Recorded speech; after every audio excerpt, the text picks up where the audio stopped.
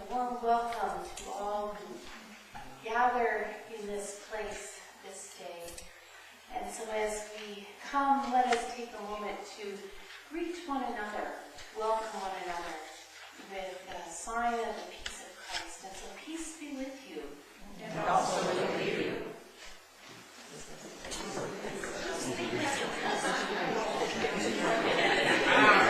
I can hear cheering. Up and then you're going to have to keep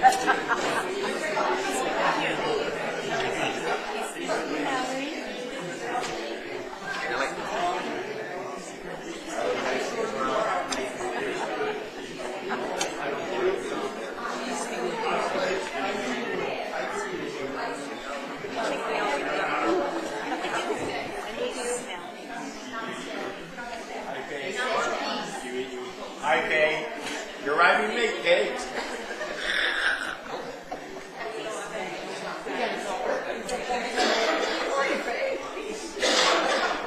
She's late.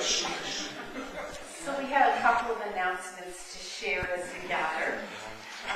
We don't have a Good Friday service here at Visions on Friday, but there is mentioned in the bulletin where you can find some Holy Week services at our other United churches. So Mountain View is having a Maundy Thursday service, and there are Good Friday services at Mountain View, St. John's, as well as Mount Royal. This went to print before I saw theirs put in here. So today for our service, we will prepare for Easter and tell the story of Holy Week. And if you're looking for a service on Maundy Thursday or Good Friday, I invite you to attend one of our sister churches. John Pearson has an announcement he's going to share with us, so I'll invite him to come forward. Really helps, you know, you have a musician there to help you. Actually, two quick announcements for people in finance. We're hoping to have a meeting this week, and I'm talking to Sean to find the best time for her, and hopefully we can maybe do it Tuesday, but heads up that it's going to be happening. The other thing, this is the drum roll, please. We have, thank you. The final totals for this season, pancake brunches, was 1,276 people. That is a lot of people, and we want to thank a lot of people for all your volunteer efforts. Not only people ordered, cooked, served, cleaned, and all this stuff, but it was also the fact of word of mouth. And the reason I say that is a big difference. In 2015, we had 1,100, which was pretty good. But then we had a drop last year down to 995. So to jump up to 1,276, that's 281 more people than last year. So when you felt it was busy, it was busy, and we appreciate it. Okay, we're not going to really talk about the numbers because we really don't know what those are until we find all the things coming in terms of the bills as well. But we're going to put it down to factors of really good-looking people. Second of all is better weather. Maybe we did a much better job of publicity, and I want to thank all the people who did that. But again, I just want to thank, on behalf of our community, just a great well done. It was really tremendous, and thank you very much.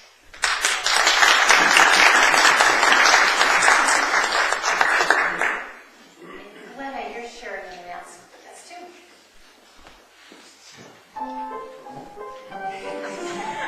She doesn't want you to feel left out. This one isn't quite as lighthearted, but for those of you who get emails, you will have seen that in your email this was put in. Kristen was kind enough to do that. Also, if you picked up the bulletin and announcements, on the second page, the last half, it tells you that the United Church of Canada has put forth an extreme hunger appeal. In many countries in Africa, it has become a really horrible situation because there's drought, there's war, there's all the factors that make it very difficult for people to not only thrive but also survive. And I think I heard one news report that said the conditions are the worst there now than they were back in, was it the 80s when the big appeal went out? Yes. So they're saying that, it's at that point now. So if you're interested in donating to this, the Ways you can do that are on your email that you received and also in the bulletin. And there are many more of these if you want to pick one up on your way out. Thank you. And through the United Church, of course, we support in two ways. One is through that appeal through our alliance, the ACT Alliance of churches that respond to these things, and as well through our support with the Canadian Food Grains Bank. They're also on the ground responding to this. John? I have an announcement, an update on the refugee sponsorship. We are expecting an arrival at the monthly airport on the 20th of April. This is one person, but finally.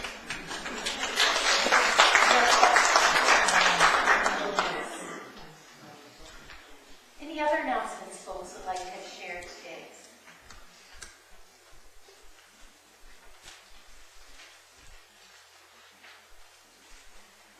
Let's take a moment and ground ourselves in this time, this place, to recall the past week of our lives, to bring to mind perhaps those moments when you were aware of the presence of God, of the gift of Spirit at work within you, or that you witnessed in the world around you.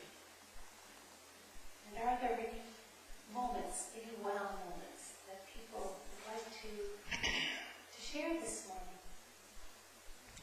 I had a wow moment last weekend. I don't need that. I went to a whatever they call that, like a yard sale at the Lions Club, and this young fella, 12 years old, he's autistic, and I had met him, his mother, and she was talking about it. And anyway, he does with what do you call that? Pottery. Okay, and he does little figures of animals. Apparently, he started this at 3 years old. Nobody ever taught him anything. And like his mother said, he couldn't speak, couldn't do nothing. And all of a sudden, he started speaking. Now he speaks, not much, but he speaks. And he does these little figurines, and they're adorable. You know, I'll put them on my Facebook. You know, he does cats, dogs, and other little things.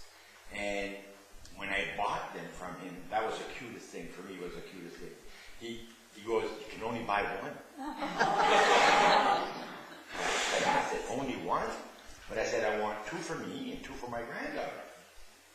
He said, "If you buy two and she gets two, other people may not get them." That was so precious. It was like, oh my God, he's only 12 and he's on this thing. This is what he thinks about anybody else. So he's doing some more today. I gotta go see him. I bought him a bag of putty and I gotta go bring it to him. That was my wow moment. I'm not sure if it's a wow moment or not, but I found it very emotional and touching when they are talking now about giving.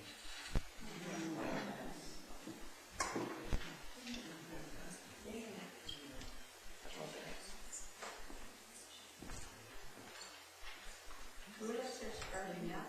Yes. What was that? The tulips are sprouting. There are some green things starting to sprout. And lots of bare ground these days, which is lovely sign of spring. I've got it. 20. Can't wait. I meant to also say that our service this morning, to thank those who are taking part. That's going to be a real participatory type of service. And we're just going to trust that it all will unfold the way the story is intended to unfold. But let's take a moment and light our candle. One Spirit, the Spirit calls. The light shines. God's love is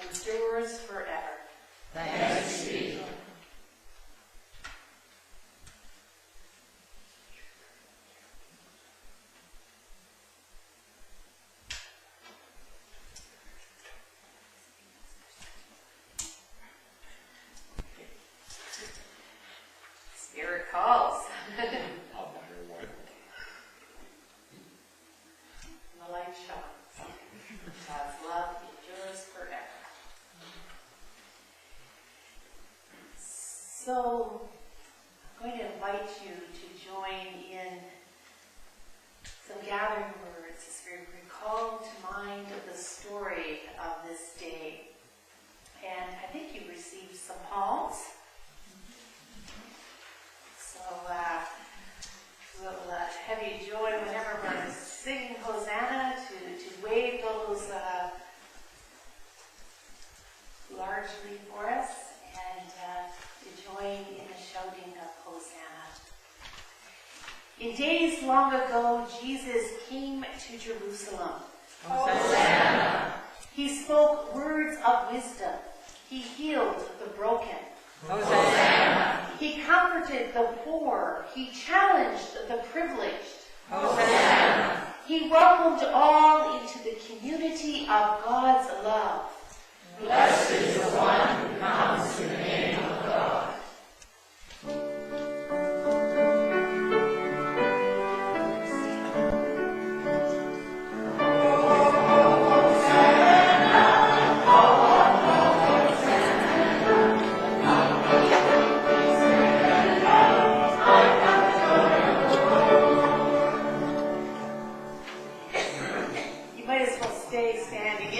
Long ago, Jesus came into Jerusalem. Hosanna. He came riding a humble donkey. Hosanna. He came in peace. Hosanna. He came as a servant of love.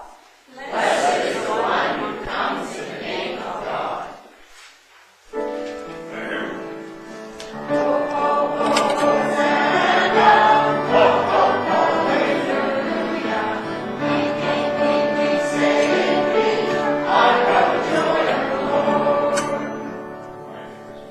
Today, in this moment, Jesus comes. Hosanna. He comes to gift us with peace. Hosanna. He comes to welcome us in love. Hosanna. He comes to call us to serve. Blessed is the one who comes in the name of God.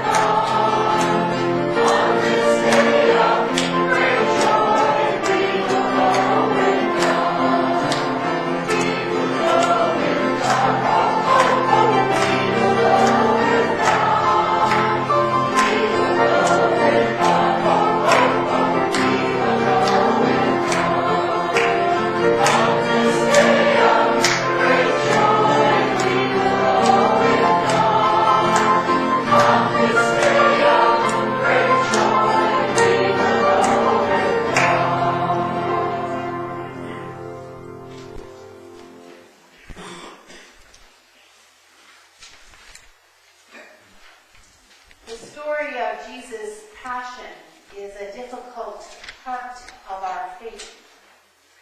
It's the story of a week that begins with palms and songs and anticipation. It ends with a cross and silence and grief. I wonder, what would it have been like to waved palm branches and sung loud hosannas, to have sat at table and shared bread, to have been there among the angry crowds yelling, "Crucify!" To have heard the blow of hammer on wood and nails, to have wept with the women who gathered at the foot of the cross. Today we listen to that story once again. And in our listening, we are invited to experience.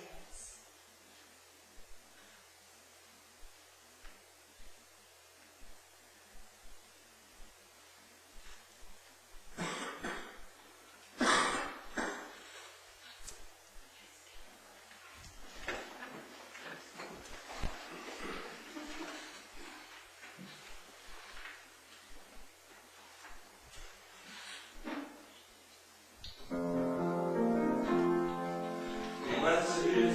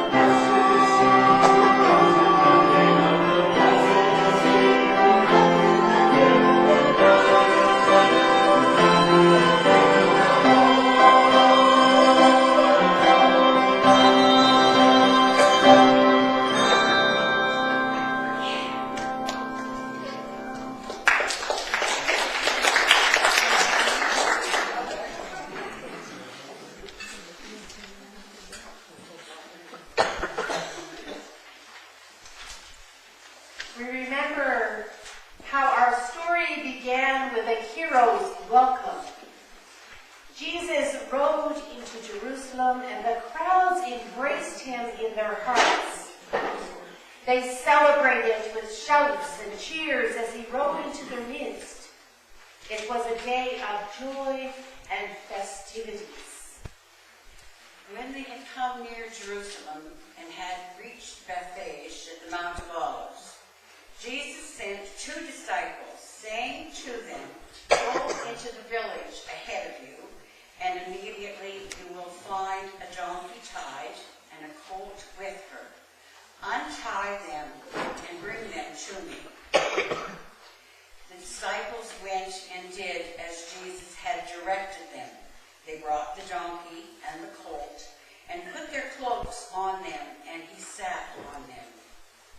A very large crowd spread their cloaks on the road, and others cut branches from the trees and spread them on the road. The crowds that went of him and that followed were shouting, "Hosanna to the Son of David! Blessed is the one who comes in the name of the Lord! Hosanna in the highest heaven!" When he entered Jerusalem, the whole city was in turmoil, asking, "Who is this?" The crowds were saying, "This is the prophet Jesus from Nazareth in Galilee."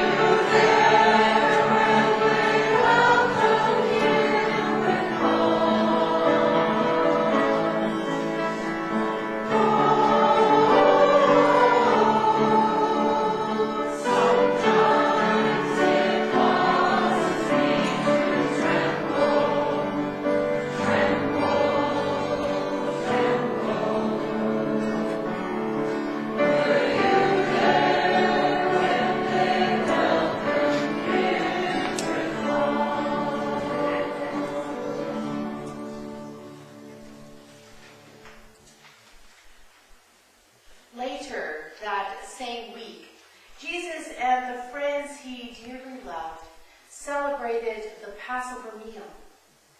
They gathered together in the upper room. While they were eating, Jesus took a loaf of bread, and after blessing it, he broke it. He gave it to the disciples and said, "Take, eat, this is my body." Then he took a cup, and after giving thanks, he gave it to them, saying, "Drink from it, all of you, for this is my blood of the covenant, which is poured out for many for the forgiveness of sin. I tell you, I will never again drink of this fruit of the vine, until that day when I drink it new with you in my Father's kingdom."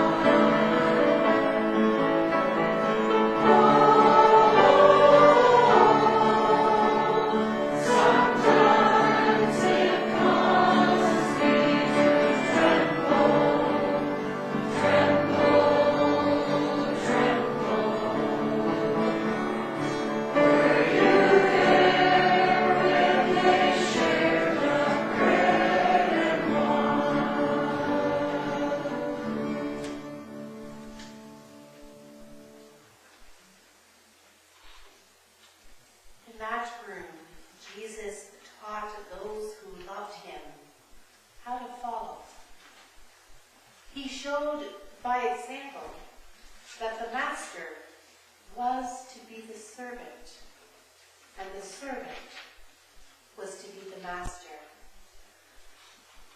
Jesus, knowing that the Father had given all things into his hands, and that he had come from God and was going to God, got up from the table, took off his outer robe, and tied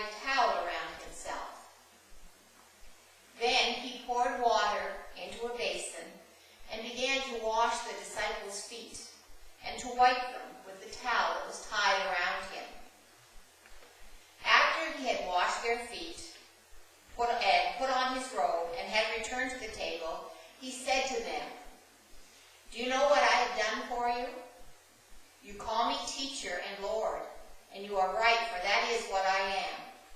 So, if your Lord and teacher have washed your feet, you also ought to wash one another's feet.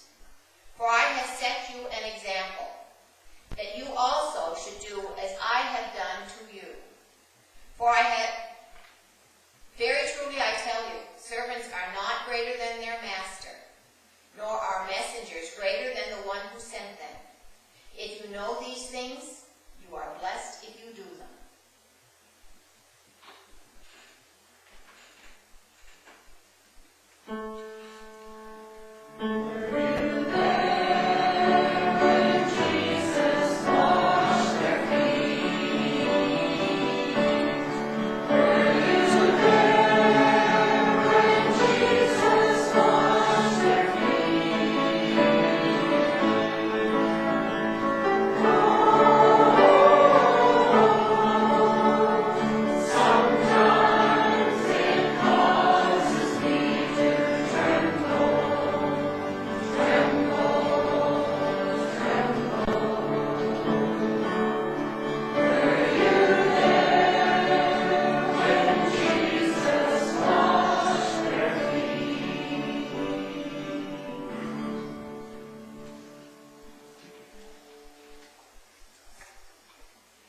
Jesus' act of love was met with betrayal. Money was exchanged for love. Then one of the 12, who was called Judas Iscariot, went to the chief of priests and said, "What will you give me if I betray him to you?"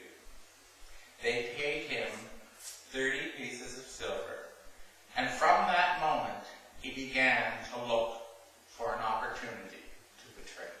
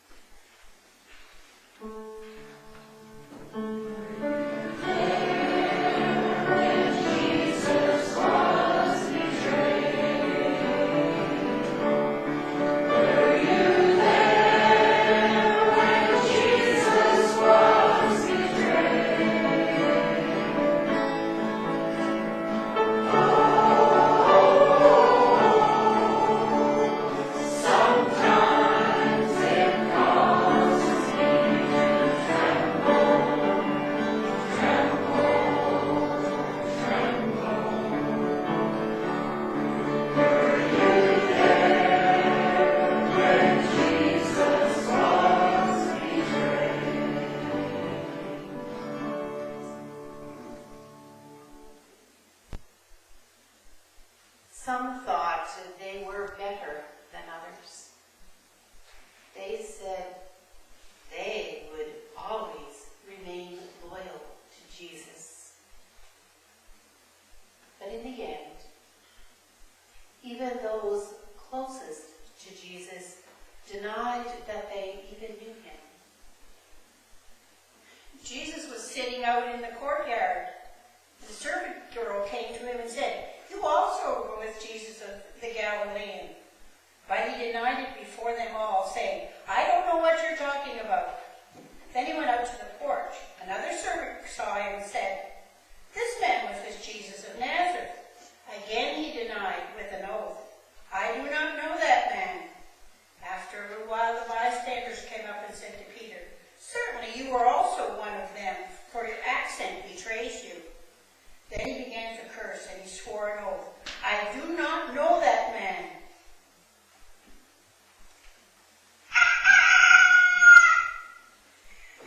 Then Jesus remembered what Jesus said, "Before the cock crows, you will deny me 3 times." And he went out and wept bitterly.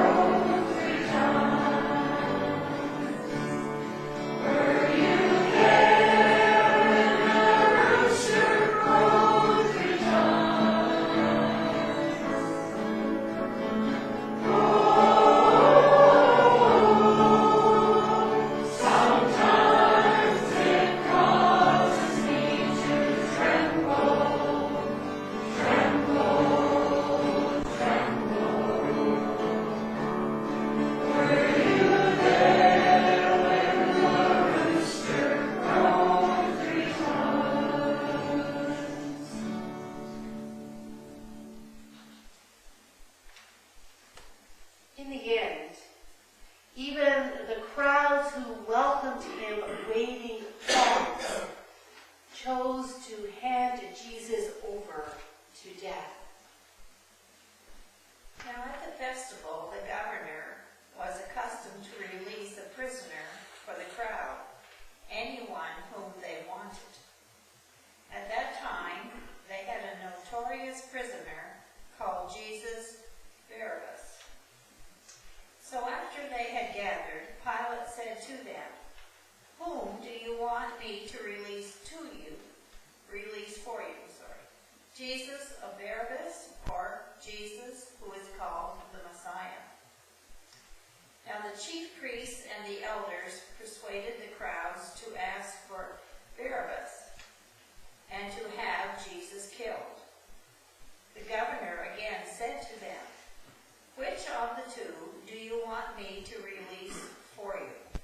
And they said, "Barabbas." Pilate said to them, "Then what shall I do with Jesus who is called the Messiah?" And all of them said, "Let him be crucified."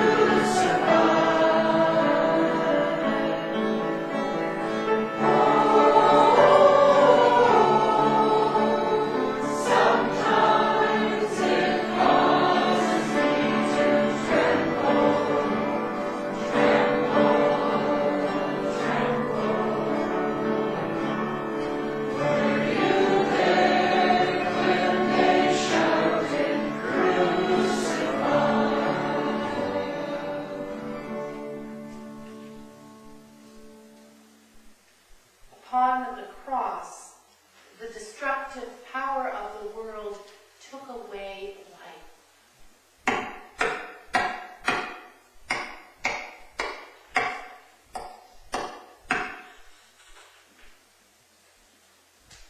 From noon on, darkness came over the whole land until 3 in the afternoon. And about 3 o'clock, Jesus cried with a loud voice, "Eli, Eli, lema sabachthani?" That is, my God, why have you forsaken me?" Then Jesus cried again with a loud voice and breathed his last. At that moment, the curtain of the temple was torn in two, from top to bottom. The earth shook and the rocks were split.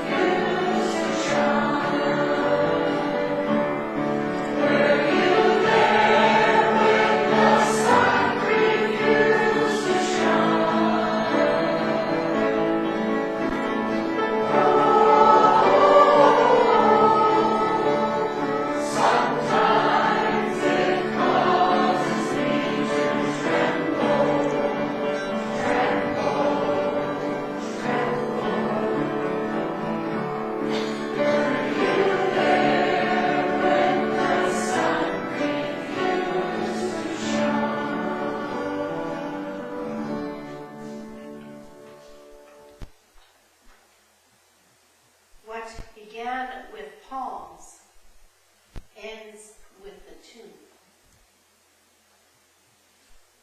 What began with love is touched by death,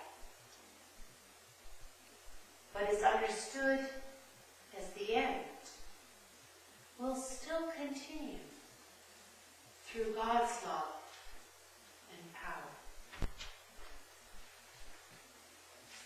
When it was evening, there came a rich man from Arimathea named Joseph, who was also a disciple of Jesus. He went to Pilate and asked for the body of Jesus. Then Pilate ordered it to be given to him.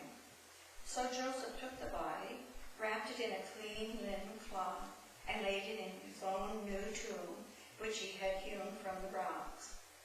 He then rolled a great stone to the door of the tomb and went away.